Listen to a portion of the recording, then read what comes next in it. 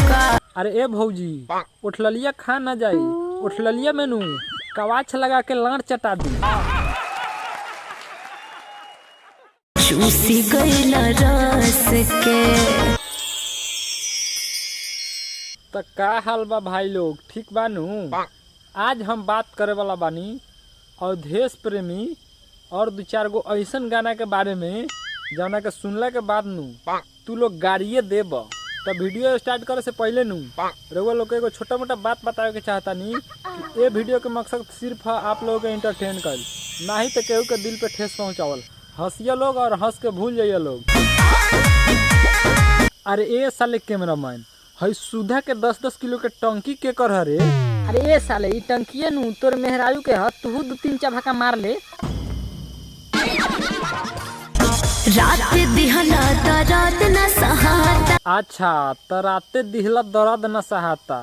तो ए भौजी ठोकवैलू हर रात तू आ दर्द होता एती घरी।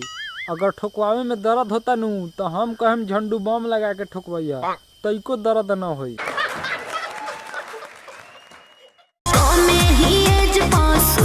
मैसेज मिलल नहायंदा जाए पिया। तो भौजी के कहना बानू कि कमे नू एज पर सुतला मैसेज पर मिलल ना अंदाजा ए पिया। तो ए साले कैमरामैन, हे भौजी के एज देखता तनी, ए भौजी के एज देखला से नू हमके ई लगाता कि 20-25 गोरा से ठोकवा के भोकवा ले बिया और कहत पिया कि कमे एज बा। मजा मरही में देले बाड़ा साजा ए पिया। तब भौजी के कहे के मतलब बानू कि मजा मारही में देले बाड़ा साजा ए पिया। तो ए भौजी हम कहम नू तू रिवाइडल खा के ठोकवाब, ओकरा बाद तइको न साजा मिली, खाली मजे मिली। उठलिया खा जे बका। अरे ए भौजी उठलिया खा ना जाई, उठलिया में नू कवाच लगा के लाड़ चटा दी। चूसी गइला रस के। तो भौजी के कहना बानू कि चूस गइला रस के। तो ए भौजी जब रस के चूस गइल भैया बानू तो 2-5 किलो को ड्राम कहाँ से भरले बारे? चढ़ली जवानी नाही रहल हमरा पास के, छोड़ देला डास के। अच्छा तब भौजी के कहना बानू चढ़ल जवनिया के डस के छोड़ दिला। तो ए भौजी डस के छोड़ न दी तो भैयावा बैठ के बोले पूजा करी का तोरा सामान के।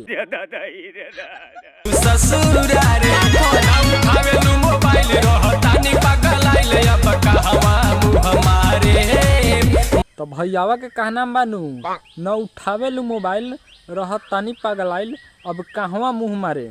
तो ए साले आके हमरा लाड़वा में मुँह मारिया, ओ में नू बहुते मजा आई।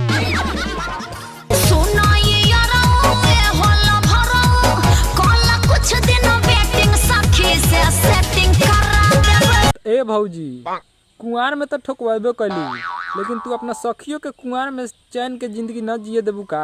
अगर यह तोहरा निक लागता नू तो ले आवा हमरा लागे, हम रामदेव बाबा के दवाई लगा के सील तोड़ दे। अच्छा तो हम जानते बारी ये भौजी कि पहले लेखा न ठेकी, काहे कि भातरा से तिघरी दुहत्ती ठेलवावत हबू, तब यारवा के कहाँ से ठेकी?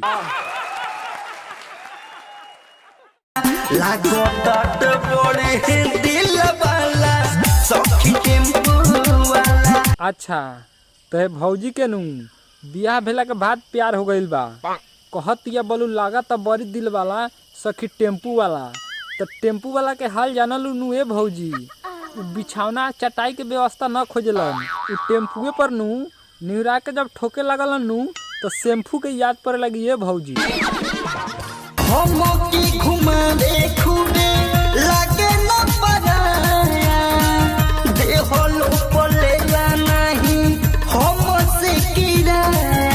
अब बियाह भेला के बाद इतना ठोकवावत तो तोहसे भाड़ा के लिए भौजी, ये खाली हमरो के मौका दे दिया, हम साले के ट्रैक्टर लेके आए।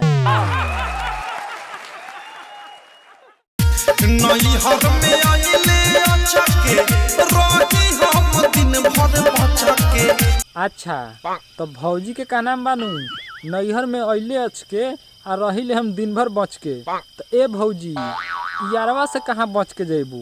जब यारवा बियारवा पिया के सियारवा लेखा मारे लगी तब कहाँ जेबू ए भौजी? भैया के पिछावला पराते सोइया मोर पटकले रहले। अरे धात तोरी बहनी के गाड़ी में लाड़ी लगा के फुलावना फारो। तू अपना भैयाओ के बिछावना ना छोड़ ले। ना छोड़ ले नू तो अगर तोर भैया आ जाई नू तो तोरा मर्दा के नू गाड़ी में लाड़ी लगा के जब खड़ा करी नू तब तोहर पटकल याद पड़ी, समझलू?